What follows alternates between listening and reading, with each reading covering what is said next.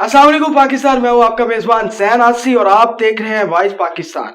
आज मेरे साथ मजहबी स्कॉलर इंजीनियर मोहम्मद अली मिर्ज़ा साहब जेलम से मौजूद हैं। उनके साथ आज हम बैठे हैं, बड़े खुल के ये बात करते हैं। तो मैं इनसे इजाज़त चाहूँगा सर, खुल के मैं सवालात भी कर सकता हूँ आपसे, जितने मर्जी सख्त सवालात करूँ, आपकी इजाज़त है? जी जी बिल्कुल इजाज़त है। अल्लाह का नाम लेके शुरू करें। जी बिस्मिल्लाहिर्रहमानिर्रहीम, अल्लाह के नाम से शुरू। बिल्कुल इंजीनियर साहब, मेरा आपसे पहला सवाल ये है कि आपके नज़दीक औलिया अल्लाह की तारीफ़ क्या है? ला हौला वला कुव्वता इल्ला बिल्लाह, अल्लाहुम्मा सल्ली अला मुहम्मद व अला आलि मुहम्मद। औलिया अल्लाह की तारीफ़ अल्लाह ताला ने सूरतुल बकरा में कर दी है। आयतुल कुर्सी जो है वो आयत नंबर 255 है सूरतुल बकरा की, और उससे अगली आयत में अल्लाह ताला ने बता दिया कि औलिया अल्लाह कौन है। हर अहले ईमान जो कलमा गो मुसलमान है वो अल्लाह का वली है, और हर अहले शिरक, अहले कुफ्र, वो शैतान का वली है। ये तो जनरल डेफिनेशन है। जो भी कलमा पढ़ता है ला इलाहा इल्लल्लाहु मुहम्मदुर रसूलुल्लाह, वो अल्लाह का वली है। बाकी उसको अल्लाह ताला का कुर्ब कितना हासिल है, इसका कोई थर्मामीटर हमारे पास दुनिया में मौजूद नहीं है जब पैगंबर दुनिया में मौजूद ना हो। अगर पैगंबर दुनिया में मौजूद हो वो डिफाइन कर सकते हैं। जिस तरह आप सल्लल्लाहु अलैहि वसल्लम ने एक ही मजलिस में 10 सहाबा को जन्नत की बिशारत दी है। जामिया तिरमिज़ी में सुनन दाऊद के अंदर हदीस मौजूद है। अबू बकर जन्नत में है, उमर जन्नत में है, उस्मान जन्नत में, अली जन्नत में, फिर Talha, Zubair, Abdurrahman bin of, साद इब्न अबी वक़ास, अबू बैदा इब्न जराह और सईद इब्न ज़ैद रज़ियल्लाहु अन्हुम अजमाइन व अलैहिमुस्सलाम अजमाइन। तो ये असल औलिया अल्लाह तो सहाबा इकराम और अहले बैत है। उनके बाद हमारा हुस्न ज़न है, इमाम अबू हनीफ़ा हों, इमाम शाफ़ी हों, अहमद बिन हम्बल हों, इमाम मालिक हों, इमाम बुखारी, इमाम मुस्लिम, जिन जिन लोगों ने दीन को कंट्रीब्यूट किया है, हम अल्लाह से उम्मीद रखते हैं कि वो अल्लाह के औलिया हैं, इसमें कोई शक नहीं है। तो जो हदीस है सही बुखारी के अंदर 6502 कि कोई नवाफल अगर अदा करे मेरे लिए, मैं समात बन जाता हूँ और वो अल्लाह की तरफ से मैं ज़ुबान बन जाता हूँ। तो इस हवाले से फिर ये मतलब सारी सी बात है, अगर कोई इस तरह की तमाम अरकाने इस्लाम पूरे कर रहा है, अल्लाह की इबादत कर रहा है, कोई गुनाह नहीं करता, गुनाह से बच रहा है, तो अगर अल्लाह की कुर्बत इस तरह हासिल हो जाती है कि अल्लाह ताला उनकी ज़ुबान मतलब जो बोल रहे होते हैं, इस तरह की करामात तो हो सकती हैं। फिर देखें, ये ज़ुबान बन जाता हूँ, हाथ बन जाता हूँ, पाँव बन जाता हूँ, कान बन जाता हूँ, ये हदीस बुखारी के अंदर है, और ये हदीस यहाँ पे ख़त्म नहीं होती। इस हदीस का इख्तिताम इन अल्फाज पे होता है कि फिर जब मेरा बंदा मुझसे कोई सवाल करता है, मैं उसकी हाजत को पूरा करता हूँ। जब वो अपने दुश्मन के अगेंस्ट मेरी पनाह तलब करता है तो मैं उसे पनाह भी देता हूँ। यानी वो अल्लाह का मोहताज ही रहता है, अल्लाह ही से मांगता रहता है। ये नहीं होता कि उसके हाथ अल्लाह बन गया तो वो यहाँ से हाथ बढ़ाएगा और वो अर्श पे पहुँच जाएगा या हवा में उड़ लेगा। इसका बिल्कुल ये माना नहीं है। दूसरी बात, अगर हाथ बन जाता हूँ, पाँव बन जाता हूँ, तो क्या कोई शख्स ये दावा कर सकता है कि अल्लाह मेरे पाँव बन गए? ये तो इंतहाई गुस्ताखाना जुमला है। जब हम आपसे पूछें क्या अल्लाह हमारे पाँव है, नाऊज़ु बिल्लाह, ये कैसे हो सकता है? इसका मतलब है ये बामुहावरा बात है कि गोया उसके पाँव फिर मेरी इताअत में ही उठेंगे, उसके हाथ मेरी इताअत में ही उठेंगे। इस पे ये काउंटर क्वेश्चन ये करते हैं कि ये तो ऑलरेडी उसने गुनाहों से बच के मकाम हासिल किया था, तो फिर उसे इनाम क्या मिला? हम कहते हैं इनाम उसे ये मिला कि शुरू में तो उसने कोशिश की, फिर अल्लाह ताला ने उसे ये मकाम दिया कि वो गुनाहों से अल्लाह ने उसे बचा लिया, और इसके ऊपर जो इस्तिकामत है ये अल्लाह का इनाम है। वक्ती तौर पे तो कोई शख्स कोई मर्तबा हासिल कर सकता है, लेकिन वक्त गुजरने के साथ साथ इंसान के अंदर कमजोरी आती है, और उस कमजोरी की कंपनसेशन ये है कि जो शख्स फराइज में पाबंदी इख्तियार करता है और नवाफिल में इस्तिकामत इख्तियार करता है, तो मेरा इतना कुर्ब हासिल कर लेता है कि मैं उसके हाथ बन जाता हूं। यानी अब उसके हाथ मेरी तरफ से इनाम है उसके लिए कि वो सिर्फ नेकी के कामों में ही बढ़ेंगे, स्पेशल प्रोटेक्शन होगी। इसको सपोर्टिव वो आयत है, कुल इन्ना सलाती व नुसुकी व महयाया व ममाती लिल्लाहि रब्बिल आलमीन। नबी तुम फरमाओ बेशक मेरी नमाज, मेरी कुर्बानी, मेरा जीना, मेरा मरना सब अल्लाह के लिए। यानी ओढ़ना बिछोना अल्लाह की जात है। पाँव बन जाता हूं, ये नहीं कि अल्लाह कोई पाँव के अंदर दाखिल हो गया, या नाऊज़ु बिल्लाह। पाँव बन जाने से मुराद ये है कि एक पाँव उठाएगा तो दूसरा वो जो है वो 7ویں بر اعظم میں جا کے لینڈ کرے گا، ایسا بالکل نہیں ہے۔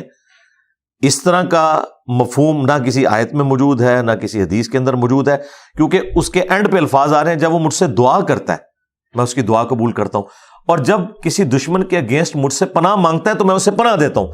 بھائی اگر وہ اپنے دشمن کو نگاہ مار کے خود جلا سکتا ہے تو وہ اللہ تعالیٰ سے پناہ کیوں مانگ رہا ہے؟ یہ آخری الفاظ اس حدیث کی حفاظت کر رہے ہیں کہ اس کو آپ نے بالمفہوم لینا ہے، با محاورہ لینا ہے، نہ کہ باللفظ۔ اور آخری بات، یہ تو خود صوفیاء بھی اس چیز کے خلاف ہیں کہ اللہ انسان کے اندر حلول نہیں کرتا، حتیٰ کہ کشف المحجوب کے اندر علی ابن عثمان حجویری نے 12 فرقے لکھے ہیں تصوف کے، ان میں سے 2 فرقے انہوں نے لکھے ہیں کہ یہ گمراہ ہے، 10 اہل سنت ہے۔ ان میں ایک فرقہ انہوں نے لکھا ہے حلولیہ، اور ان کا عقیدہ ہے کہ اللہ انسان کے اندر گھس جاتا ہے، ہاتھ بن جاتا ہوں، پاؤں بن جاتا ہوں، یہ اس طرف لے جاتے ہیں۔ اس طرح کا عقیدہ تو پینتھیزم کا عقیدہ، یہ تو کفر کے اوپر مبنی ہے۔ یہ سب چشتی رسول اللہ کے حوالے سے بات کریں، حدیث کے اندر اس کا مطلب محاورتاً باتیں ہیں، جی بالکل ہیں۔ تو پھر اہل حدیث کے سامنے جب یہ حدیث رکھتے ہیں حضرت ابن عباس والی کے پیٹ نہ بھرے، تو وہ کہتے ہیں وہ محاورتاً کہا تھا، تو وہ تو جان چھڑاتے ہیں۔ تو نہیں، محاورتاً باتیں ہیں تو اس کا مفہوم وہ بیان کرتے ہیں نا، کیا ہے، ان سے پوچھیں کیا مفہوم ہے۔ وہ تو کہتے جی ایسے انہوں نے کہا تھا، وہ مطلب نہیں، نبی الاسلام ایسے تو نہیں بولتے ہیں، وہ ان کے الفاظ یہ ہیں۔ نہیں، اس طرح کا اگر کوئی عقیدہ ہے کہ نبی الاسلام ویسے ہی بولتے ہیں تو وہ تو پہلے اپنا مسلمان ہونا ثابت کرے۔ ہاں جی بالکل۔ اور آگے جو دلائل النبوہ امام بیہقی کی کتاب ہے، اس میں یہ حدیث موجود ہے حضرت معاویہ کے بارے میں رضی اللہ تعالیٰ عنہ کہ خدا اس کا پیٹ نہ بھرے۔ ہم یہ ایک معصومانہ سوال کرتے ہیں، کیا دلائل النبوہ محاوروں کی کتاب ہے؟ دلائل النبوہ حدیث کی وہ کتاب ہے جس میں نبی الاسلام کی نبوت کے دلائل دیے گئے ہیں، اور وہ دلائل یہ ہیں کہ یہ نبی اس لیے ہیں کہ انہوں نے مستقبل میں ہونے والی خبروں کی پیش گوئی کی اور وہ پوری ہوئی۔ اس میں حدیث عمار بھی وہ لے کے آئے ہیں، اس کے علاوہ بھی کئی احادیث لے کے آئے ہیں، ان میں یہ بھی لے کے آئے کہ ان کے بارے میں یہ پیش گوئی کی تھی کہ اللہ ان کا پیٹ نہیں بھرے گا۔ وہ حدیث کا ٹاپک بتا رہا ہے، اور آگے راوی حدیث کہتا ہے کہ پھر حضرت معاویہ کا پیٹ پوری زندگی بھر نہیں سکا، وہ بہت کھاتے تھے لیکن ان کا پیٹ نہیں بھرتا تھا۔ یہ میں نے تو نہیں گن پوائنٹ میں داخل کروایا، تو یہ ایسا نہیں۔ لہٰذا یہ کہنا کہ مسلم میں حدیث ہے کہ نبی الاسلام نے کہا کہ میں جسے بد دعا دوں اے اللہ اسے دعا بنا دینا، اس کے ساتھ الفاظ ہیں اگر وہ اس کا اہل نہ ہوا، یعنی اگر وہ بد دعا کا اہل نہیں تو دعا بنانا، اور اگر اہل ہوا تو پھر وہ دعا ہی بننی چاہیے۔ جس طریقے سے نبی الاسلام نے بیان کیا ہے اسے آپ بد دعا کہہ لیں۔ تو نبی الاسلام نے جن لوگوں کو دعائیں دی ہیں نا جی، ان کے اوپر اثرات نظر آ رہے ہیں۔ حضرت انس بن مالک کے بارے میں بخاری مسلم میں ہے کہ نبی الاسلام نے کثرت اولاد کی انہیں دعا دی تھی۔ تو بخاری مسلم کے الفاظ ہے کہ میں 100 سے زیادہ بچے اپنے پوتے پڑ پوتے دفنا چکا ہوں، اتنی مجھے اللہ نے اولاد دی ہے۔ تو نظر آئی نا۔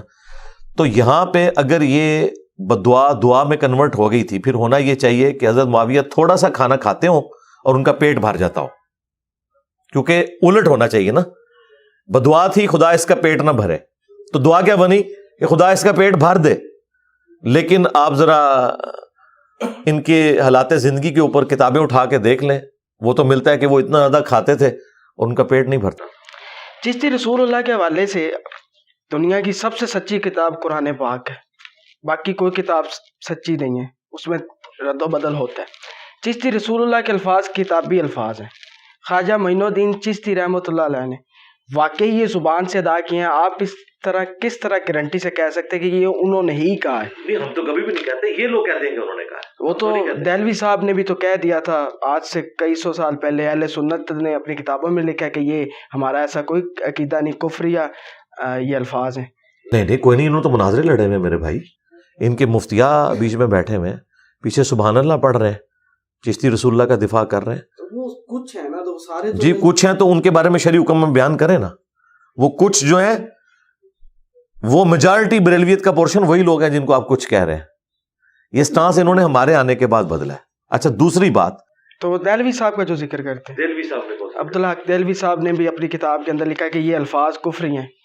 تو عبدالحق محدث دہلوی نے اگر یہ بات لکھی ہے تو اللہ تعالیٰ کے حضور سرخرو ہو جائیں گے۔ ہمارا ان سے کیا لینا دینا؟ ہمارا تو ان کے ساتھ لینا دینا ہے جو لوگ اس کے دفاع میں مناظرے کر رہے تھے۔ یہ ان کا اب سٹانس ہے کہ یہ چینج ہو گیا, پہلے یہ دفاع کرتے تھے, جس کا ثبوت یہ نہیں, ان کو تو ہم کہہ بھی نہیں رہے, ہم یہ کہتے ہیں کہ اگر انہوں نے کہا تو وہ مجرم ہے, اور اگر انہوں نے نہیں کہا تو اللہ کے حضور بری ہیں.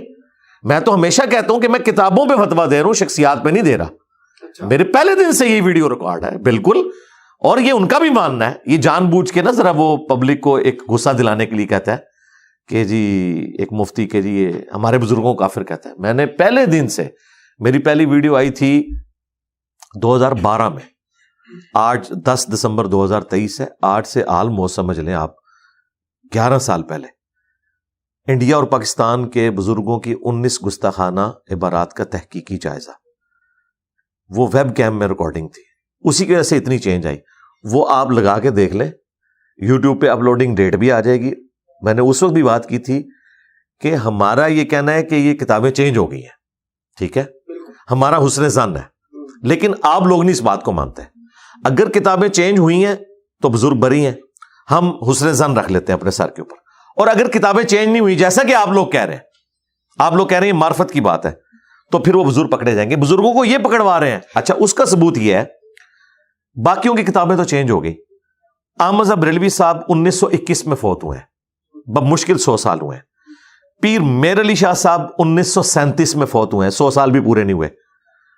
انہوں نے تو چشتی رسول اللہ کو انڈورس کیا ہوا ہے. پیر میر علی شاہ صاحب نے تحقیق الحق فی کلمت الحق کتاب کے اندر چشتی رسول اللہ کا دفاع کیا ہوا ہے, معرفت کی بات کہہ کے.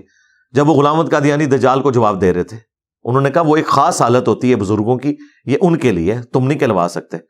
تو پیر میر علی شاہ صاحب تو کوئی 1000 سال پرانی شخصیت تو نہیں, ان کو تو 100 سال ہوئے ہیں, اور ان کی کتابوں کے کلمی نسخے موجود ہیں گولڈا شریف کے اندر. اس کا جواب دیں نا, پرانوں کو تو چلے بچا لیں گے. اور چشتیہ کی گدی کے اوپر پیر میر علی شاہ صاحب بیٹھے ہوئے ہیں. پیر میر علی شاہ صاحب خود چشتی ہیں, ان کی بیعت سیال شریف ہے, سیال شریف والوں کی توسا شریف ہے, توسا شریف والوں کی جو ہے وہ مہار شریف ہے. مجھے تو یہ ساری ان کی لڑیاں پتہ ہے. یہ چشتیہ سلسلے میں, چشتیہ کے جو کسٹوڈین ہیں وہ تو کہہ رہے ہیں انہوں نے کہلوایا ہے, اور خود پیر نصیر الدین صاحب کو تو انہوں نے فارغ کیا ہوا ہے, انہوں نے تو اس کام کو ہاتھ ہی نہیں ڈالا, وہ تو باقی چیزوں میں فارغ ہو چکے ہیں. دوسری طرف احمد صاحب بریلوی صاحب نے فتاوی رضویہ میں لکھا ہے کہ چشتیہ کی کتابوں کا کوئی اعتبار نہیں ہے, وہ بدلی ہوئی ہیں, لیکن سبع سنابل کے بارے میں انہوں نے کہا یہ رسول اللہ کی بارگاہ میں مقبول ہے یہ کتاب, اور سبع سنابل میں بھی چشتی رسول اللہ نکل آیا. اگر اعلیٰ حضرت کو پتا تھا اور اس کے باوجود انہوں نے کہا کہ نبی علیہ السلام کو پسند آئی یہ کتاب چشتی رسول اللہ والی, تو اعلیٰ حضرت تو گئے. اور اگر اعلیٰ حضرت کو نہیں پتا تھا تو اعلیٰ حضرت کی بزرگی گئی, کیونکہ بزرگوں کو یہ پتہ ہی نہیں چلا کہ جن کتابوں میں کفریات لکھے ہوئے ہیں وہ ان کتابوں کی تعریف کر رہے ہیں. یہ فیصلہ کر لیں, اعلیٰ حضرت کو بچانا ہے یہ پرانے بزرگوں کو, ایک ہی قربانی دینی پڑے گی, ایک بلی چڑھے گا بھائی, ہاں پرانا یا نیا فیصلہ کر لیں. اچھا میں آپ کو بتاؤں یہ نیا زیادہ قیمتی ہے پرانوں سے, اس کی قربانی یہ نہیں دے سکتے, پورا فرقہ ختم ہو جائے گا. پرانے کی اس لیے نہیں دے سکتے کہ جھوٹ بولا ہوا 90 لاکھ والا, 90 لاکھ تو اس وقت آبادی نہیں تھی, 90 لاکھ آبادی نہیں تھی. جی اچھا, تو آپ اپنے نام کے ساتھ مرزا کیوں لکھواتے ہیں؟ مرزا میری کاسٹ ہے نا جی, سنت ہے. نبی علیہ السلام نے اس چیز کی ترغیب صحابہ کرام کو دلائی ہے. قرآن میں ہے کہ ہم نے تمہیں قبیلوں میں خاندانوں میں بانٹا ہے تاکہ تمہاری پہچان ہو. سورۃ الحجرات کے اندر صحابہ کرام اپنے ناموں کے ساتھ اپنے قبیلوں کا نام لگاتے تھے. ابو موسیٰ اشعری, اشعری قبیلے کی نسبت ہے. ابو ذر غفاری, غفاری قبیلے کی نسبت ہے. ابو ہریرہ الدوسی, یہ ان کی قبیلے کی نسبت ہے. خود ہم رسول اللہ کو ہاشمی کہتے ہیں, تو ہاشمی آپ کے قبیلے کی نسبت ہے. تو یہ قبیلوں کی نسبت اپنے ناموں کے ساتھ لگانا یہ اللہ تعالیٰ کو پسندیدہ ہے. تو مرزا ہماری کاسٹ ہے, مغل فیملی سے ہم تعلق رکھتے ہیں. باقی یہ کہنا کہ اگر کوئی مرزا غلام احمد قادیانی دجال پیدا ہوا ہے اس کے اندر, تو پھر ہم الزامی جواب کے طور پہ کہیں گے کہ ہاشمی خاندان میں پھر ابو لہب بھی پیدا ہوا ہے, تو کیا اس کی وجہ سے ہاشمی لگانا ہم چھوڑ دیں گے نبی علیہ السلام کے ساتھ؟ ایسا تو نہیں ہوگا. ابو لہب بھی ہاشمی ہے جس کے اوپر قرآن کی پوری سورت نازل ہوئی ہے. اتنا بدبخت اور کوئی کافر نہیں ہے. اسی طریقے سے بخاری مسلم میں آیا کہ قیامت کے قریب جب دجال نکلے گا تو دجال پہ سب سے زیادہ سخت جو گروہ میری امت کا ثابت ہوگا وہ بنو تمیم ہوگا. نبی علیہ السلام نے تعریف کی ہے بنو تمیم کی, اور حضرت ابو ہریرہ کہتے ہیں جب سے میں نے بنو تمیم کی یہ تعریف سنی ہے نا, میں اس دن سے بنو تمیم سے محبت کرتا ہوں. لیکن دوسری طرف وہ گھنی داڑھی والا نجدی خبیث ذوالخویسرہ التمیمی جس نے بخاری مسلم میں حضور کو کہا کہ انصاف کرو, استغفراللہ، وہ بھی تمیمی ہے. آپ مجھے بتائیں اس وابی کی وجہ سے، اس کو وابی کہتے ہیں حضرت، ایک وابی کھڑا ہوا، اس وابی تمیمی کی وجہ سے کیا بنو تمیم سے ہم نفرت کریں گے؟ اس طریقے سے غلام احمد قادیانی دجال کی وجہ سے کیا آپ مجھے ان کی طرف منسوب کریں گے کہ میں اس کا کوئی ماننے والا ہوں؟ نعوذ باللہ.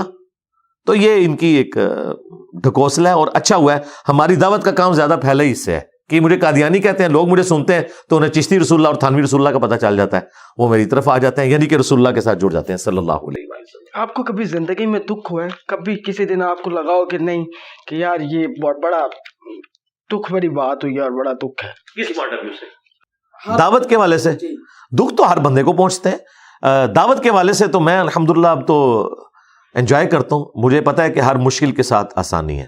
ان مع العسر یسرا. آج تک جتنی بھی ہماری دعوت کے خلاف معاملات کھڑے ہوئے، آپ دیکھیں اینڈ رزلٹ ہمارے حق میں نکلا. ٹھیک ہے، وہ ہمارے بھائی پوڈ کاسٹ کرنے کے لیے پچھلی دفعہ آئے تھے تو وہ کہہ رہے تھے دیکھیں جی قاسم علی شاہ صاحب کے خلاف جب پی ٹی آئی نے کمپین کی تو وہ تو بیچارے بیٹھ ہی گئے. 4 ملین سے زیادہ سبسکرائبر ہیں ان کے، تو ویورشپ 1-2 ہزار پہ آ گئی ہے، لیکن آپ کی تو بڑھ گئی ہے. میں نے کہا بھائی وہ قاسم علی شاہ ہے، ہم تو اللہ کے نبی کے مجاہد ہیں صلی اللہ علیہ وآلہ وسلم. ٹھیک ہے، اور ہم اللہ کے لیے کھڑے ہوئے ہیں. ہم سے جو ٹکرائے گا تو وہ انشاءاللہ دنیا میں اپنی سزا بھگت لے گا. یہ نہیں ہے آپ اپنے آپ کو مذہبی اسکالر کہتے ہیں، مفتی نہیں ہیں. مفتی تو میں ہر مسلمان کو سمجھتا ہوں. آپ ہر مسلمان؟ جی ٹھیک ہے. مفتی کا مطلب ہوتا ہے فتویٰ دینے والا. جتنا آپ کو پتا ہے آپ اس کا فتویٰ دے سکتے ہیں. مثلا میں اگر آپ سے پوچھوں کہ وضو کا طریقہ کیا ہے، اس پہ فتویٰ دیں، تو آپ دیں گے. اگر روٹین سے ہٹ کے کوئی مسئلہ ہے، وہ تو چھوٹے مفتیوں کو بعض اوقات پتہ نہیں ہوتا، وہ کہتے ہیں بڑے مفتی سے پوچھیں گے. بعض اوقات بڑوں کو بھی نہیں پتا ہوتا، اس سے بڑے. تو اینڈ رزلٹ تو یہ ہے کہ ہر شخص مفتی ہو سکتا ہے. اس کے لیے کوئی ڈگری کی ضرورت نہیں ہے. ڈگری والوں کا حال یہ ہے کہ ان سے آپ قرآن کی آیت اور حدیث پوچھیں، وہ بتا ہی نہیں سکتے. وہ کہتے ہیں یہ تو ہمارے بزرگوں نے مسئلہ بتایا. تو مفتی تم کہاں کے ہو؟ یہ مفتی نہیں، یہ نقال ہے. نقال ایک ٹرم ہے فقہ کی جو نقل کرنے والا ہوتا ہے. مفتی یہ کہاں سے ہو گئے؟ یہ صرف اپنے بزرگوں کے فتوے نقل کرتے ہیں. عمران خان کو بھی آپ نے جھنجھوڑا، عمران ریاض خان کا بھی ذکر کیا، صحافت کو بھی نچوڑ دیا، منصور علی خان صاحب بھی. اس کے بعد سیاستدان، یہ سارے مطلب ہیں. مطلب آپ کو ڈر نہیں لگتا کسی بھی اسٹیبلشمنٹ کا بھی نام آپ پہ دھڑک لے رہے ہوتے ہیں، ان کے نام بھی لے رہے ہوتے ہیں، پھر آپ کے خلاف تمام منصور علی خان صاحب نے بھی ویڈیو بنائی جب عمران ریاض والا واقعہ ہوا، عمران خان کے کلیریفائی ہو گیا تھا نا ان کو. وہ تو بیچاروں نے غلط فہمی سے بنائی تھی. انہوں نے خود کہا کہ مجھے نہیں پتا کہ ویڈیو پرانی ہے یا نہیں ہے، اس کے باوجود انہوں نے کیا. باقی جو ہم اوپینین دیتے ہیں وہ تو دلائل کی روشنی میں، ہم خلاف کسی کے نہیں ہیں میرے بھائی. ووٹ ڈالتے ہیں آپ؟ ہاں جی ووٹ ڈالتا ہوں. کس کو ڈالا لاسٹ ٹائم آپ نے؟ نہیں یہ تو میں نے نہیں بتانا، وہ میرا اپنا راز ہے. ہمارے اسٹوڈنٹس پھر وہ اس چیز کو فالو کرنا شروع کر دیں گے.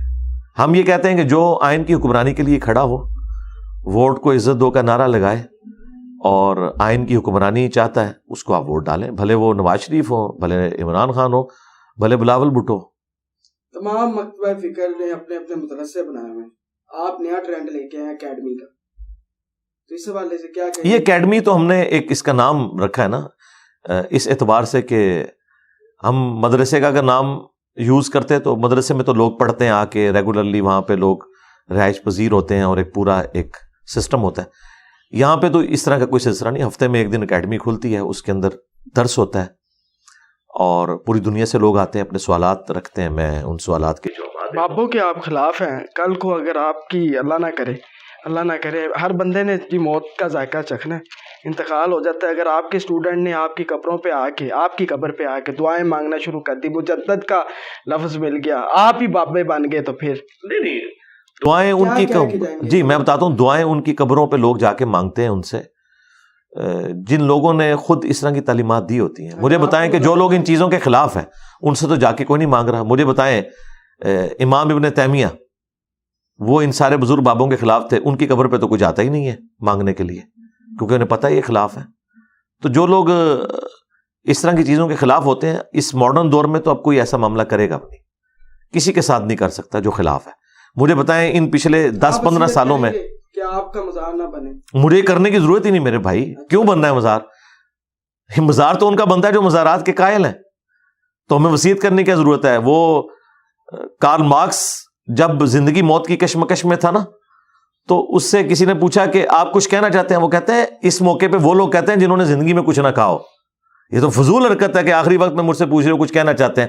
اس نے کہا میں نے جو کہنا تھا کہہ لیا, میں نے ڈاس کیپیٹال لکھ کے آپ کے حوالے کر دی ہے, تو مجھے بھی کوئی وصیت کرنے کی ضرورت نہیں, میں لوگوں کو رسول اللہ کے ساتھ جوڑا ہے. نبی الاسلام کی نبوت کا یہ معاملہ تو قیامت تک کے لیے انشاءاللہ, ختم نبوت کی برکت سے. کارل مارکس کا ذکر کیا تو وہ آپ کا پچھلے پوڈ کاسٹ کے اندر ایک بات تھی, Islamic secularism.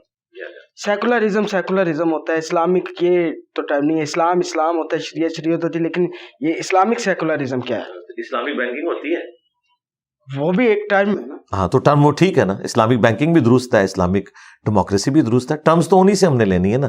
High court, supreme court اور سول کورٹ, یہ ساری گوروں کی ہے. اسلامک سیکولرزم جو ہم نے ڈیفینیشن کی تھی وہ یہ ہے کہ ہر مکتب فکر کو آزادی ہونی چاہیے کہ وہ اپنے اسکول آف تھاٹ کے مطابق زندگی گزارے, اور گن پوائنٹ پہ کوئی بھی شخص کسی کو اپنے فرقے میں شامل کرنے کی کوشش نہ کرے, اس کی لائف کو ونریبل نہ کرے.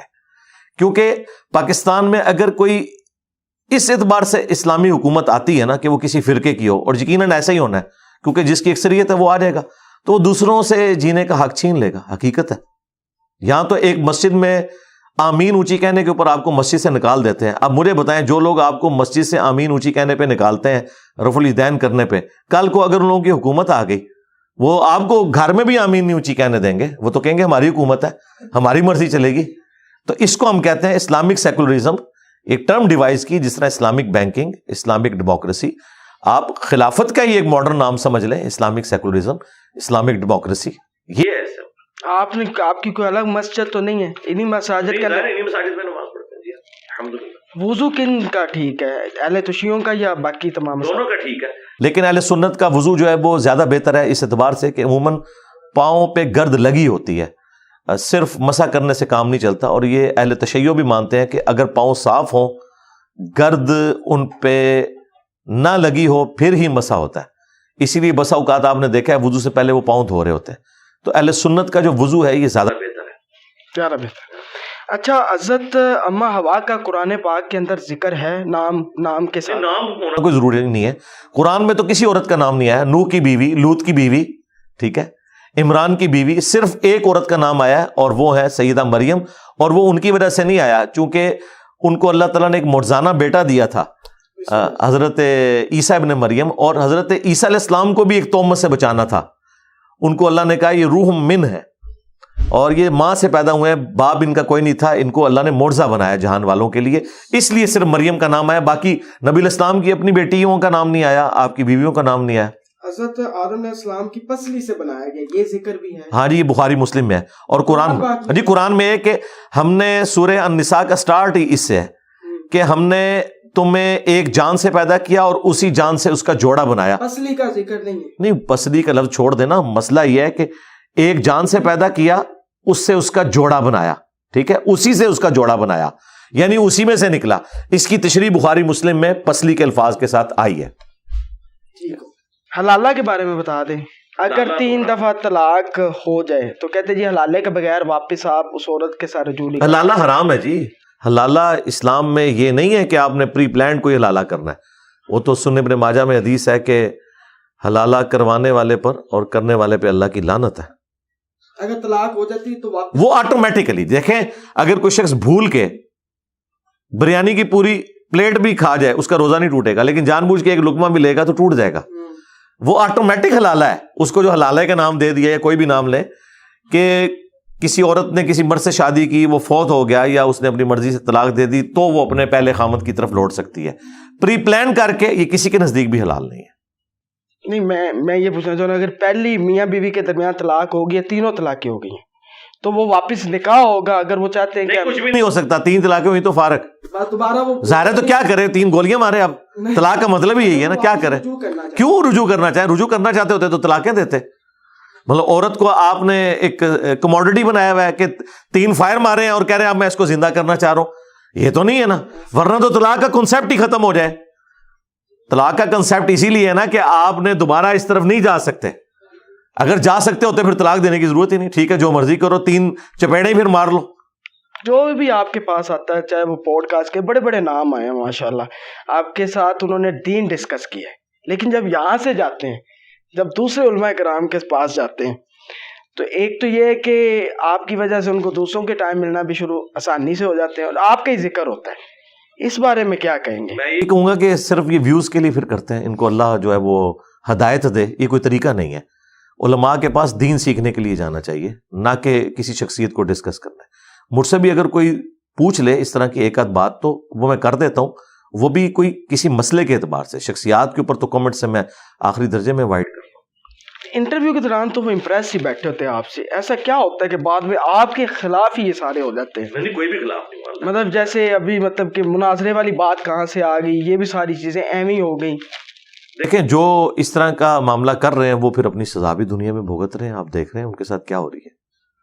تو اللہ کا شکر ہے میجارٹی لوگ تو ٹھیک ہے، ایک دو اگر دانے خراب نکل آتے ہیں تو کوئی ایسا مسئلہ نہیں ہے۔ اکیڈمی کے خرچے کہاں سے پورے ہوتے ہیں؟ یوٹیوب کی کمائی ہے یا یوٹیوب کی کمائی سے ہی ہو رہے ہیں؟ اس کے علاوہ آپ کہیں اور بھی ہے آپ کا؟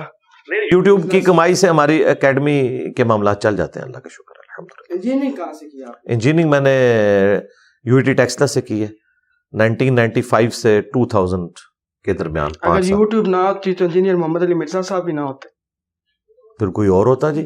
ہر زمانے میں ایسے لوگ موجود ہوتے ہیں جن کو اللہ تعالیٰ اٹھاتا ہے۔ دیکھیں مولانا مودودی جس زمانے میں تھے رحمہ اللہ، یوٹیوب تو کوئی نہیں تھی، ان کی آواز اس وقت پوری دنیا میں پہنچی ہے الحمدللہ ان کی تحریروں کی برکت سے۔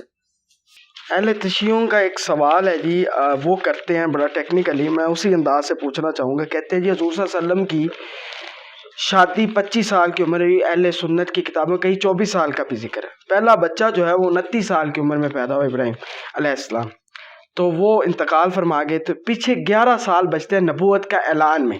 تو ان 11 سالوں میں باقی بچے پیدا بھی ہونے ہیں، انہوں نے بڑا بھی ہونا ہے، جوان بھی، ان کی شادیاں بھی ہونی ہیں۔ تو اس طرح تو حضرت فاطمہ ایک ہی بیٹی، وہ عقلی دلیل بنتی ہے، باقی بیٹیاں کیسے؟ جی یہ جو سٹارٹ ہے نا یہی غلط لیا ہے۔ جب آپ بنیادی غلط کریں گے، ہم نہیں مانتے کہ نبی اسلام کی شادی جو ہے وہ 24 سال کی عمر میں ہوئی ہے، اس طرح کی کوئی مضبوط روایتیں یہاں پہ موجود نہیں ہیں۔ ہاں جی، خود نبی الاسلام کے والد محترم 18 سال کی عمر میں دنیا سے چلے گئے، اس زمانے میں چھوٹی عمر میں شادی ہوا کرتی تھی۔ یہ ایک بنیاد کھڑی کرتے ہیں اس بنیاد کے اوپر جس کی اپنی اتھینٹسٹی بھی ہو، پھر آگے معاملات۔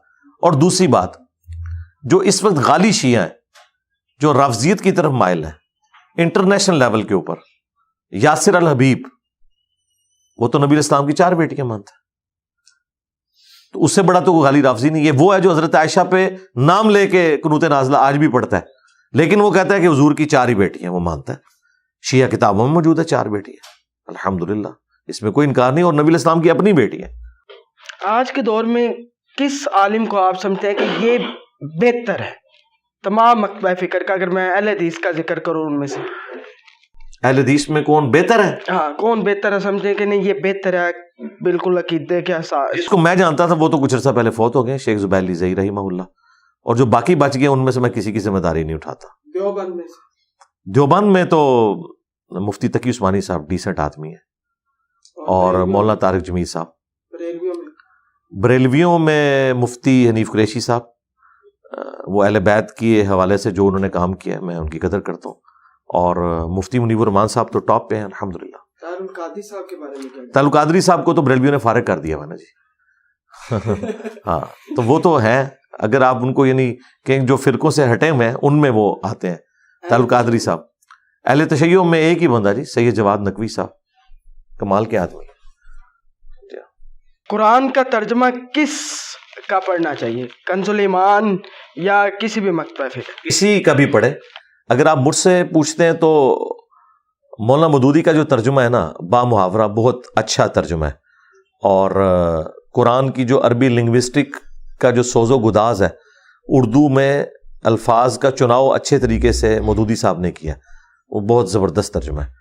باقی آپ کسی کا بھی پڑھ لیں، پیر کرم شاہ صاحب الازہری کا بھی بہت اچھا ہے، مفتی تقی عثمانی صاحب کا بھی ترجمہ ہے، وہ بھی آسان ہے، ڈاکٹر تعلق قادری صاحب کا بھی ترجمہ اچھا ہے، کسی کا بھی پڑھ لیں۔ ساروں کا پڑھنا چاہیے، اس کا کمپیریزن آپس میں کریں، الفاظ کے چناؤ کا فرق ہوتا ہے، اوورال ترجمہ سب نے ایک ہی کیا ہوتا ہے۔ نماز کس مکتبہ فکر کی صحیح ہے؟ اہل حدیث کی نماز سب سے بہتر ہے جی، سنت کے مطابق بھی ہے، اور ایک طریقے سے پڑھتے ہیں وہ سکون کے ساتھ۔ باقی تو اٹھا کے پرے پھینکتے ہیں جی نماز کو۔ بخاری مسلم میں حدیث ہے، انس بن مالک کہتے ہیں کہ نبی الاسلام جب ہمیں نماز پڑھاتے تھے، آپ رکوع کے بعد اتنی دیر کھڑے ہوتے کہ ہم کہتے کہ آپ سجدہ کرنا بھول گئے ہیں، اور دو سجدوں کے درمیان اتنی دیر بیٹھتے کہ ہم سمجھتے کہ آپ دوسرا سجدہ کرنا بھول گئے، اور ہر رکن آپ سکون سے ادا کرتے. اس طرح کی نماز تو صرف اہل حدیث پڑھ رہے ہیں، باقی تو ڈنگ ٹپاؤ کام ہے. اہل تشیع کا طریقہ نماز، اہل تشیع کا جو ہاتھ کھول کے نماز ہے وہ اہل سنت کے ہاں بھی ثابت ہے. ہم ہاتھ کھول کے نماز پڑھنے کو بھی سنت سمجھتے ہیں، جائز ہے، سنت ہے. جی بالکل. ہم نے انجینئر محمد علی مرزا صاحب سے کھل کے سوالات کیے ہیں اور ان کے جوابات آپ کے سامنے ہیں. آپ بھی کمنٹ سیکشن میں لازمی بتائیے گا، اگر آپ کا کوئی سوال ہو تو وہ بھی لازمی کمنٹ سیکشن میں بتائیے گا، اور ویڈیو کو زیادہ سے زیادہ شیئر کیجیے گا. اپنے میزبان ذہن آصف کو اجازت دے. اللہ حافظ. جزاک اللہ خیر. السلام علیکم ورحمۃ اللہ وبرکاتہ. ناظرین، یوٹیوب چینل یار فرید کے ساتھ میں آپ کا ہوسٹ غلام فرید. آج ہم جس شخصیت کے ساتھ موجود ہیں ان کا تعارف کروانے کی بالکل ضرورت نہیں ہے، یہ خود ہی ایک تعارف ہیں. تو بلا تاخیر سوالات کا سلسلہ شروع کرتے ہیں. جو ہمارے ابہامات تھے ان کو دور کرنے کی کوشش کرتے ہیں. سوال کرتا ہوں سب سے پہلے سر، میں آپ سے پہلا سوال سر میرا آپ سے یہ ہے کہ آپ اچھی بھلی جاب پہ اچھی خاصی روزگار کرتے ہوئے، سکون اور عزت والی نوکری کرتے ہوئے، کس قلق سے اس جہاد کے میدان میں اترے؟ اپنی آخرت کی فکر میں ہے جی.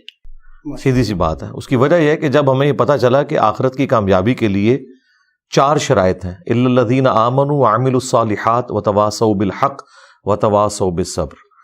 تو ایمان لانا، نیک اعمال کرنا، یہ بھی بہت بڑی بات ہے، لیکن جو اگلے 2 کام ہیں وہ لیگ کر رہے تھے، وتواصوا بالحق وتواصوا بالصبر. تو اس کے لیے بڑے لیول کے اوپر کام کرنے کے لیے الٹیمیٹلی کسی کو تو قربانی کرنی تھی نا، تو میں نے کی ہے. باقی ہر بندے نے اس لیول کے اوپر کام نہیں کرنا، نہ اللہ تعالیٰ نے کسی کو اتنے مواقع دینے ہیں کہ اس کے لیے حالات فیوریبل ہوں کہ ہر بندہ اسی لیول پہ کام کرے. اپنے اپنے حلقہ اثر میں آپ جتنی بات کر سکتے ہیں وہ کریں. آپ بھی وتواصوا بالحق میں شامل ہو جائیں گے جس طرح آپ کر رہے ہیں ماشاءاللہ. دوسرا سوال یہ ہے کہ آپ کا ایم اور مقصد یہ ہے کہ فرقہ واریت کی جو جنگ ہے وہ ختم ہو جائے. جی جی جی. لیکن آج کل دیکھا یہ گیا ہے کہ آپ کی وجہ سے کچھ فرقوں کے علماء آپس میں لڑ پڑے ہیں، تو ان کا بھی کہنا یہ ہے کہ ایک اور فرقہ کھڑا ہو گیا. اس کے بارے میں آپ کیا کہتے ہیں؟ فرقہ اگر کوئی کھڑا ہوا ہے تو اس کی کوئی مسجد ہمیں دکھائیں. ہماری نہ کوئی مسجد، نہ کوئی چندہ بک، اور سب سے بڑھ کر فرقوں کی نشانی ہوتی ہے کہ باقیوں کو کافر کہتے ہیں. میں تو ساروں کو مسلمان کہتا ہوں سوائے قادیانیوں کے یا نصیریہ کے. جب میں بریلوی، دیوبندی، اہل حدیث، شیعہ کو مسلمان سمجھتا ہوں، انہیں چندے دیتا ہوں، ان کے پیچھے نمازیں پڑھتا ہوں، کوئی مسجد الگ سے نہیں بنائی. تو فرقوں والا کوئی ایک گند بھی میرے اندر موجود نہیں ہے. تو خواہ خواہ مجھے اگر کوئی ثابت کرنا چاہتا ہے تو یہ اس بلی کے مانند ہے جس کی دم کٹی ہوئی ہے اور اس کی خواہش ہے کہ باقیوں کی بھی دم کٹ جائے. تو اللہ کا شکر ہے ہماری دم اس طرح نہیں آپ کاٹ سکتے. یعنی یہ میں انٹلیکچولی دم کی بات کر رہا ہوں. جزاک اللہ. آپ ایک جملہ کہتے ہوتے ہیں جس سے فٹ اسے گفٹ. سورۃ البقرہ کی آیت نمبر 134 ہے، جو جماعت گزر چکی سو گزر چکی، ان کے اعمال کے بارے میں آپ نہیں پوچھے جائیں گے.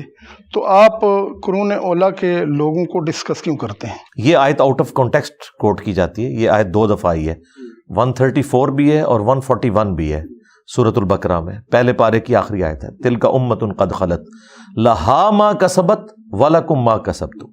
ان کے لیے ان کے نیک اعمال ہیں، تمہارے لیے تمہارے نیک اعمال ہیں. تم سے نہیں پوچھا جائے گا کہ انہوں نے کیا کیا.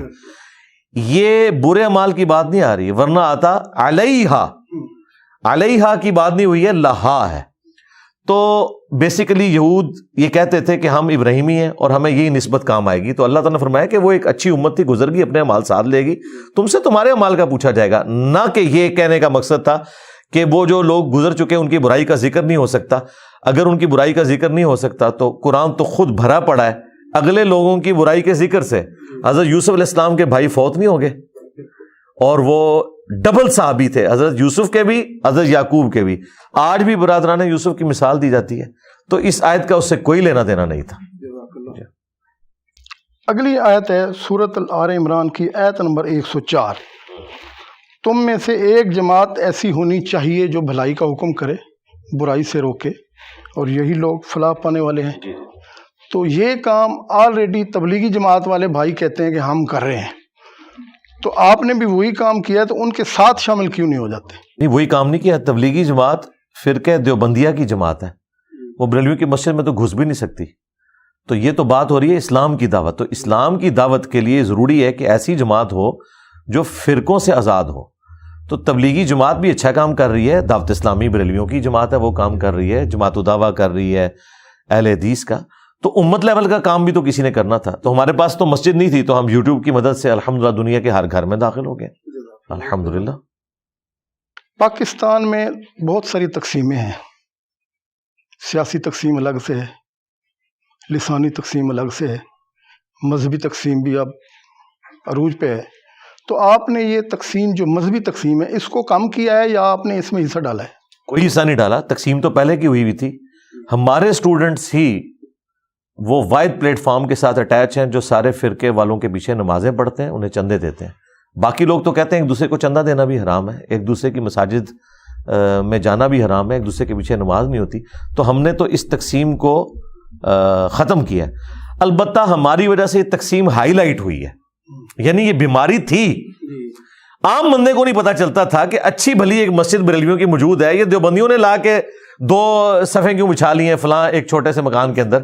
تو لوگوں کو اس بیماری کا پتہ نہیں چلتا تھا. میں نے وہ بیماری ہائی لائٹ کیا، اس کی وجہ سے بیماری میرے متھے لگ گئی ہے. بیماری میری وجہ سے نہیں ہے، بیماری تو اسی دن بن گئی جب 1866 میں دیوبند مدرسہ بنا کے ایک فرقہ بنا لیا، اور 1904 میں منظور الاسلام بریلی کے اندر ایک مدرسہ بنا اور ایک فرقہ بن گیا. یہ بیماریاں پہلے کی موجود تھیں. یہ اسی طریقے سے ہے کہ کسی ہاسپٹل کے اندر آپ علاج کروانے کے لیے جاتے ہیں، 2 بار 3 بار جائیں اور آپ وہاں جا کے یہ گلا کریں کہ جتنے شہر کے مریض ہیں وہ سارے ادھر کیوں آئے ہوتے ہیں، بھی اس لیے کہ وہاں علاج ہو رہا ہے. یہ ہاسپٹل کا قصور نہیں ہے کہ وہ مریض پروڈیوس کر رہا ہے، مزید مریض وہاں پہ آتے ہیں. جزاک اللہ. اگلا سوال یہ ہے کہ اپنے آپ کو آپ لوگ کہتے ہیں علمی کتابی. مسلمانوں کا ایک گروہ اگر اپنے آپ کو علمی اور کتابی کہے تو وہ فرقہ نہیں. اگر دوسرا مسلمانوں کا گروہ کہہ دے کہ میں قرآن اور حدیث والا ہوں تو وہ فرقے میں شامل کیوں؟ نہیں، جو قرآن اور حدیث والا کہتے ہیں ہم اسے فرقہ نہیں کہتے. اور دوسری نہیں، وہ تو اہل حدیث کہتے ہیں نا، اپنے آپ کو وہابی کہتے ہیں نا. ہم تو اپنے آپ کو علمی کتابی نہیں کہتے. یہ تو شعر ہے، میں ہوں مسلم علمی کتابی. اس کا مطلب یہ ہے کہ میں مسلمان ہوں اور علم اور کتاب کی بنیاد کے اوپر اپنے معاملات کو لے کے چلتا ہوں. یہاں آپ لکھ لیں بے شک میں ہوں مسلم پاکستانی، تو اس کا مطلب یہ ہوگا کہ پاکستانی کوئی فرقہ ہے، بلکہ کہا جائے گا پاکستان کا رہنے والا، علم اور کتاب کے ساتھ نسبت رکھنے والا، نہ کہ یہ کوئی نام ہے. ورنہ تو ہماری ویب سائٹ کا نام تو میں نے ahlsunnatpak.com رکھا ہوا ہے، اس لیے کہ اہل سنت اور خوارج یہ شروع میں 2 ٹرمز بنی تھی. اہل بدعت جو ہیں وہ خوارج تھے، اس کے مقابلے پہ صحابہ اور ان کی جماعت جو ہے حضرت علی کی وہ اہل سنت کہلاتی تھی، یا شیعان علی کہلاتے تھے وہ لوگ. تو اس سینس میں ہم تو اپنی ویب سائٹ کا نام بھی اہل سنت رکھا ہوا ہے. تو یہ فرقے کے پوائنٹ آف ویو سے نہیں، نعوذ باللہ. آپ اپنے آپ کو داعی حق کہتے ہیں، شرک اور بدعت کے خلاف آپ کے سب سے زیادہ لیکچر ہیں، اور آپ نے جس بندے کو سیاست میں سپورٹ کیا ہے اس کے مزارات پہ سجدوں کا پورا پاکستان گواہ ہے. میں سیدھی بات کر رہا ہوں عمران جی خان کریں، کوئی مسئلہ نہیں. تو اس کے بارے میں جی ہم تو جب پہلی دفعہ ان کی بیوی نے انہیں گرا دیا تھا مزار کے اوپر، اس وقت بھی میری ویڈیو آئی تھی. پھر وہ ننگے پاؤں جب لے کے ان کو مدینہ شریف پھر رہی تھی تو میں نے کہا یار یہ کون سا دین ہے جو آپ نے بنا لیا ہے. اگر ننگے پاؤں مدینہ شریف میں پھرنا یہ حرمت رسول ہے تو صحابہ کرام تو جوتیوں سمیت پھرتے تھے، ان کو آپ گستاخ رسول کہیں گے؟ یہ ساری جذباتی ڈاکٹرن ہے. تو دیکھیں اسی بیوی کے پیچھے لگ کے آج خان صاحب جہاں پہ پہنچ چکے ہیں. مجھے تو وہ دن دور نہیں لگتا کہ سارے کا سارا ملبہ ہی اسی بیوی کے اوپر آ جائے اور لوگ کہیں جی خان کا تو قصور ہی کوئی نہیں ہے، تو اس کو زنانی نے مروایا، اور کچھ لوگ کہہ بھی رہے ہیں. ہاں جزاک اللہ. اگلا اہم سوال یہ ہے کہ دیگر جو مذاہب ہیں ہمارے مسلمانوں کے علاوہ، ان کے اندر اتنے تضادات نہیں ہیں جتنے ایک سچے مذہب اسلام میں ہیں. ایون نبی صلی اللہ علیہ وآلہ وسلم کی وفات کے فوراً بعد اختلافات شروع ہو گئے، اور آج تک یہ اختلافات تھمنے کا نام نہیں لے رہے. اس کی وجہ کیا ہے؟ اختلاف تو وہاں بھی موجود ہیں جی، وہاں پہ بھی پروٹیسٹنٹ اور کیتھولک کا آپس میں اختلاف ہے. اور یہودیوں کے ساتھ جو ٹریٹمنٹ کی ہے کرسچنز نے، حکومت تو دنیا میں یا مسلمانوں کی تھی یا کرسچنز کی تھی، ان کی تو آبادیاں انہوں نے علیحدہ بنائی ہوئی تھی. جو شودروں کا حال کرتے ہیں نا ہندو، یہ یہودیوں کے ساتھ تھا یورپ کے اندر. ہٹلر سے پہلے کی میں بات کر رہا ہوں، ہٹلر نے تو آ کے اس کو مطلب آپ کہہ لیں کہ ایک ورسٹ پوزیشن پہ پہنچا دیا. اس سے پہلے بھی کرسچنز ان کو اتوار والے دن گھر سے باہر نکلنے پہ پابندی ہوتی تھی، ان کو وہ ڈیوڈ سٹار لگانا پڑتا تھا تاکہ پتہ چلے کہ یہ وہ شودر ہیں، یہ وہ اچھوت لوگ ہیں، ان سے بچ کے رہنا ہے. ان کے اوپر تھوکتے تھے, گندگی کی جگہوں کے اوپر ان کو رکھا جاتا تھا. یعنی جس طرح ہمارا یہاں پہ ٹریٹمنٹ ہوتا ہے نا نالی کی صفائی کرنے والے لوگوں کے ساتھ, یہ کچھ ان کے ساتھ وہ ہوتا تھا. تو سارے ایک دوسرے کے ساتھ کرتے رہا. یہ اختلاف تو رہنا ہے. شیطان کی پارٹی اور رحمان کی پارٹی یہ رہنی ہے, ود ان ریلیجن بھی رہنی ہے اور ریلیجن سے ہٹ کے بھی. یہ تو نبی علیہ السلام نے ہمیں پہلے بتایا تھا. ہمیں یہ دیکھنا ہے کہ ہم نے حق کا راستہ اختیار کرنا ہے. اگر یہ اس طرح کے اختلاف نہ ہو تو پھر ٹیسٹ تو ہمارا ختم ہو جائے. ہمارا ٹیسٹ یہی ہے کہ اس میں آپ نے سچائی کی طرف جانا ہے. جزاک اللہ. پاکستان اسلامی ملک ہے یا مسلم ملک ہے؟ میں اس کو مسلم ملک سمجھتا ہوں, اس وجہ سے کہ اسلامی ملک اگر ہوتا تو پاکستان کا ہر بندہ جس طرح چاہے اسی طرح کے مذہب پہ استعمال کر سکتا ہے. اپنی مرضی سے آپ جہاں چاہیں قبر بنا لیں, جہاں چاہیں مزار بنا لیں. تو یہ اسلامی ملک میں ایسی اسلامی ملک تو اس وقت دنیا میں کوئی بھی نہیں ہے, سارے مسلمان ملک ہیں.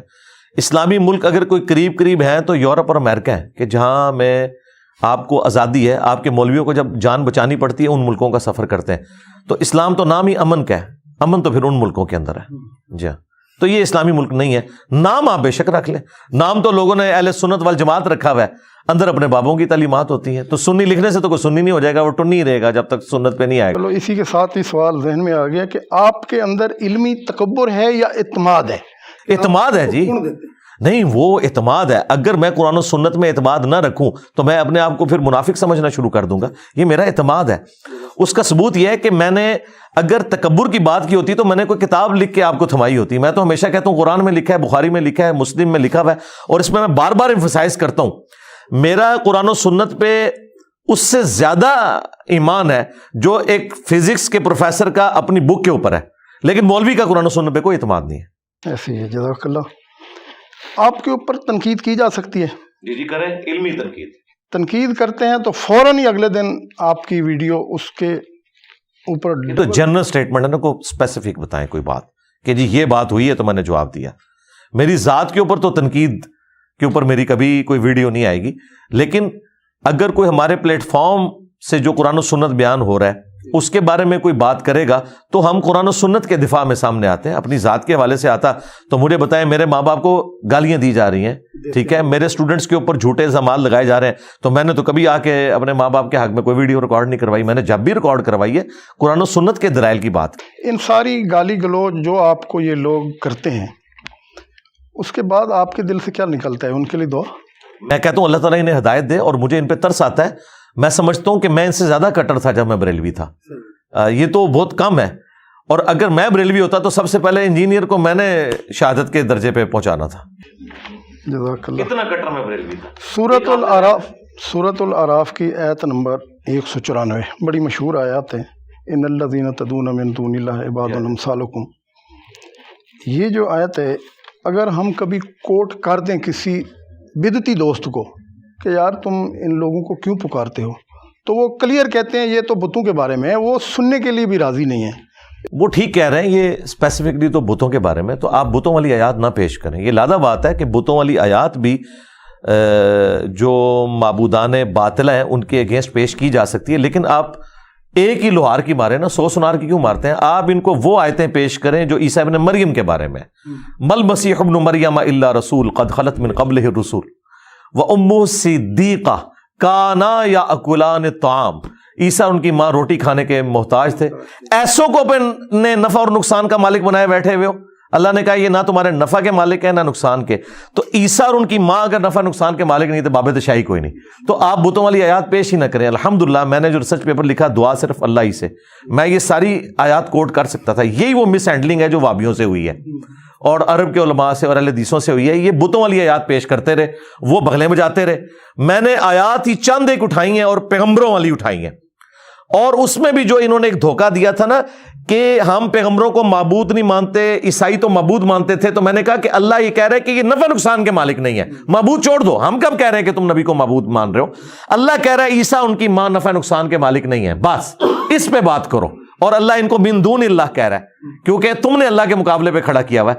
تو ان کے پاس بھاگنے کا راستہ یہ ہوتا تھا, یہ کہتے تھے کہ جی ہم نبی علیہ السلام کی پرستش نہیں کرتے. ہم کہتے ہیں ٹھیک ہے, لیکن یہاں پہ آیا کہ عیسیٰ ان کی ماں نفع نقصان کے مالک نہیں. اور سورۃ الاعراف کی آیت نمبر 188 میں آیا کہ نبی تم فرما دو کہ نہ تو میں غیب جانتا ہوں، اگر میں خود غیب جان لیتا ہوتا تو خیر کثیر جمع کر لیتا، مجھے کوئی تکلیف نہ پہنچتی، میں تمہارے نفع نقصان کا، میں تو اپنی جان کے لیے کسی نفع نقصان کا مالک نہیں ہوں۔ تو آپ یہ والی آیات پیش کریں، بتوں والی آیات ان کو پیش کر کے اہل توحید نے اپنا مقدمہ کمزور کیا ہے۔ آپ آیات پیش کریں انبیاء والی تاکہ انہیں بات سمجھ آئے۔ جزاک اللہ۔ منکرین حدیث جو ہیں بہت سارے ہمارے معاشرے میں پائے جاتے ہیں، چٹا چنکا حدیث کا انکار کر دیتے ہیں صاف۔ تو ایسے لوگوں کا کوئی جنت میں جانے کے امکانات کوئی؟ دیکھیں یہ جاہل ہے، یہ لوگ تو قرآن کو بھی نہیں مانتے۔ منکرین حدیث نہیں ہے، یہ منکرین قرآن ہے۔ آپ قرآن پہ بھی اس سے بات کریں نا، ان کو قرآن کا بھی صحیح نالج نہیں ہے۔ یہ کہتے ہیں نا جی ہم قرآن کی خدمت کر رہے ہیں۔ مجھے بتائیں کوئی ایک بھی منکر حدیث ہے جس نے قرآن کی خدمت کی ہو؟ قرآن کی جس نے سب سے زیادہ خدمت کی ہے وہ مولانا مودودی ہے۔ اس کی تفہیم القرآن اٹھا کے ان کی دیکھیں، احادیث کے انہوں نے انبار لگائے ہوئے ہیں۔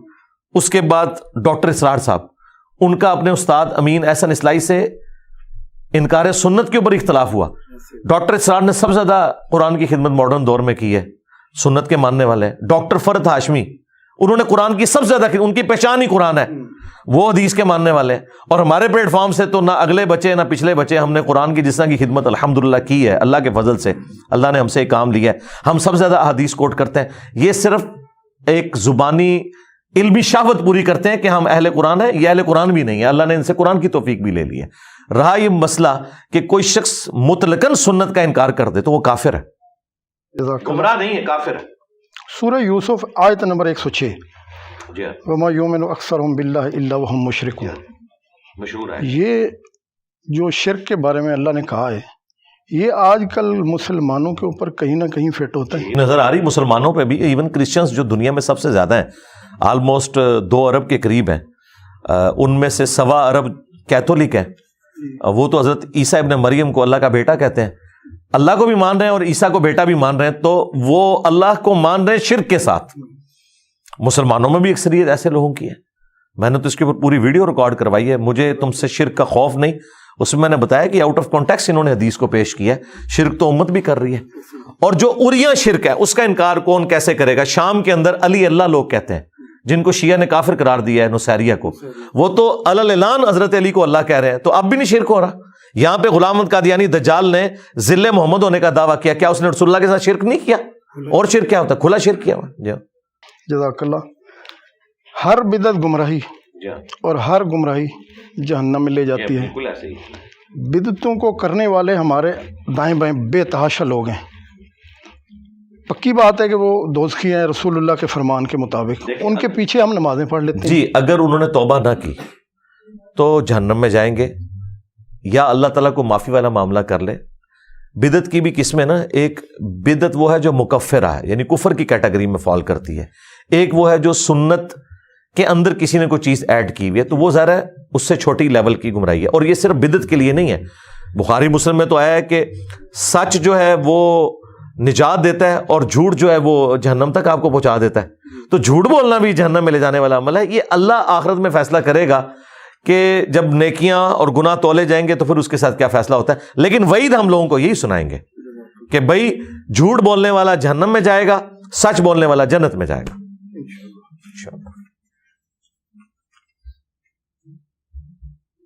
بریلوی عشق رسول، شیعہ محبت اہل بیت، دیوبندی محبت صحابہ کی وجہ سے جنت میں جائیں گے یا عقیدہ کی وجہ سے؟ یہ عقیدے کے بغیر تو یہ کچھ بھی کام نہیں آنا۔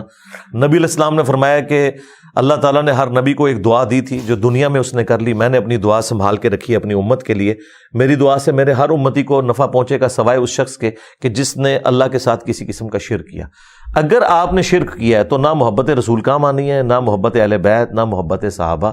بنیادی چیز عقیدہ توحید ہے، اس کے بعد اگر کوئی عقیدہ ہے تو ختم نبوت اور آخرت کا عقیدہ، قرآن کو محفوظ ماننے کا۔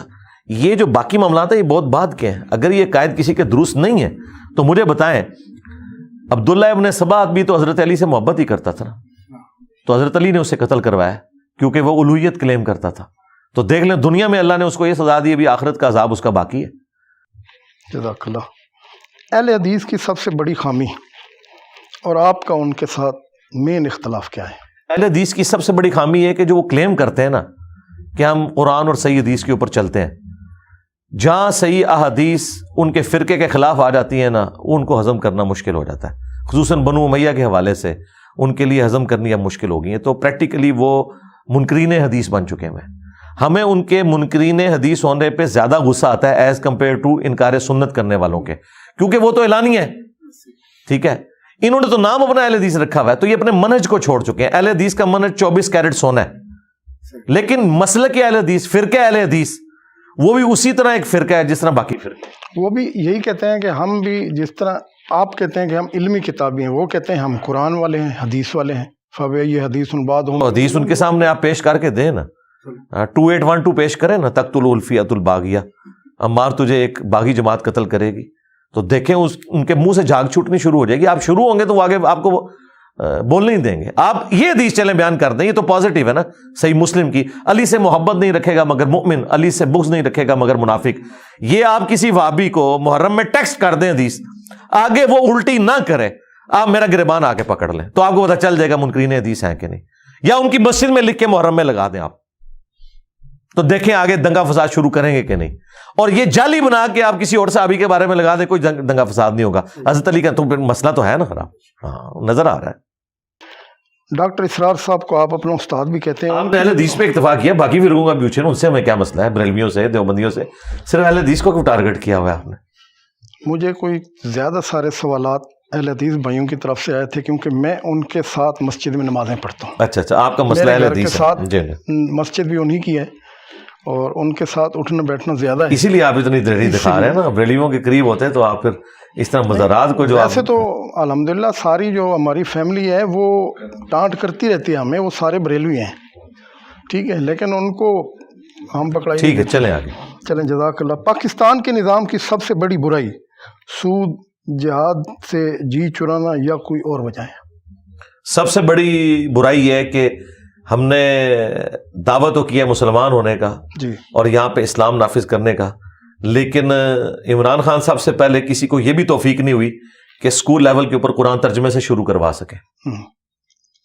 آج تک ہم یہ کام نہیں کروا سکے، تو یہ کتنا بڑا ظلم کیا ہے کہ نام اسلام کا لے رہے ہیں، قرآن ترجمے سے نہیں پڑھایا جا رہا، اس کی وجہ سے اتنا شرک پھیلا ہوا ہے۔ اگر پاکستان کے سٹارٹ سے ہی ہمارے بڑوں نے قرآن کو ایز اے سلیبس یہاں پہ داخل کیا ہوتا اور لوگوں کو قرآن کی تعلیم دی ہوتی تو آج اتنا شرک تو نہ پھیلتا۔ یہ سب سے بڑی خرابی ہے۔ پھر سود تو خود بخود ہی لوگوں کا سمجھ، جب سورہ بقرہ میں انہوں نے 279 نمبر آیت پڑھنی تھی کہ سود کھانے والے کے خلاف اللہ اور اس کے رسول عز و جل و صلی اللہ علیہ وآلہ وسلم کا اعلان جنگ ہے، تو آپ کو بتانے کی ضرورت نہیں تھی سود بیماری ہے یا نہیں ہے، خود بخود پتہ چل جانا تھا۔ قرآن سے دوری ہے جی سب سے بڑی وجہ۔ جزاک اللہ خیرہ، آپ سے بہت سارے سوالات پوچھ کے کافی سارے ابہامات دور ہو گئے ہیں۔ ناظرین، آپ نے ہمیں کمنٹس میں بتانا ہوتا ہے، اسی سے ہی ہماری اصلاح ہوتی ہے اور ہمیں جو ہے نا وہ سیکھنے کا موقع ملتا ہے۔ آپ سے اجازت چاہیں گے، آپ کا بہت بہت شکریہ۔ السلام علیکم وعلیکم السلام ورحمۃ اللہ وبرکاتہ۔